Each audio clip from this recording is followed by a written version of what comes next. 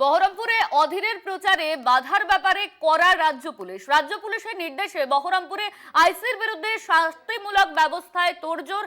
একই সঙ্গে অভিযুক্ত 4 তৃণমূল কর্মীর বিরুদ্ধেও আইনি ব্যবস্থা। অধীরের মনোনয়ন পেশ ও প্রচারে বাধা দেওয়ার অভিযোগে এই ব্যবস্থা।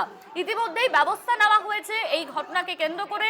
অধীরের মনোনয়ন পেশ ও প্রচারে বাধা দেওয়ার অভিযোগেই এই ব্যবস্থা। এই নিয়ে আমরা কথা বলবো। কল্যাণ চন্দ্র রয়েছেন আমাদের সঙ্গে, আমাদের প্রতিনিধি।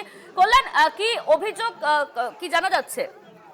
দেখো অনন্যা, তুমি জানো যে আজকে সকালবেলা অধীর চৌধুরী বহরমপুর পুরসভার 19 নম্বর ওয়ার্ডে সকালে প্রচার করতে গিয়েছিলেন। পায়ে হেঁটে যখন নির্বাচনী প্রচার শুরু করেন, সেই সময় ওই বটতলা এলাকায় গলি দিয়ে তৃণমূলের একটি মিছিল আসছিল এবং তৃণমূলের বহরমপুর পুরসভার কাউন্সিলর বিশ্বদেব কর্মকার তার নেতৃত্বে মিছিলটি আসছিল। এরপরে কিন্তু দুই পক্ষের হঠাৎ করে ধস্তাধস্তি শুরু হয়ে যায়। তৃণমূলের দাবি যে অধীর চৌধুরী যারা সিকিউরিটি ছিলেন, অর্থাৎ কেন্দ্রীয় বাহিনীর যে নিরাপত্তারক্ষী, তাদেরকে অর্থাৎ তৃণমূল কর্মীদের ধাক্কা দিয়ে সরিয়ে দেয়। এর ফলে কিন্তু বচসা থেকে ধস্তাধস্তি শুরু হয়ে যায়। পাল্টা অধীর চৌধুরীর বক্তব্য যে তাদের মিছিলে বাধা দিয়েছে তৃণমূল এবং এই দুই পক্ষের পক্ষ থেকেই কিন্তু নির্বাচন কমিশনকে অভিযোগ করা হয়েছে। অধীর চৌধুরীর পক্ষ থেকে যেমন অভিযোগ করা হয়েছে যে তৃণমূলের কর্মীরা তাদেরকে ধাক্কাধাক্কি করেছে, তাদেরকে হেনস্থা করেছে, সেরকম ভাবে কয়েকজন তৃণমূল কর্মী এবং পুলিশের বিরুদ্ধে অভিযোগ করেছে কংগ্রেস।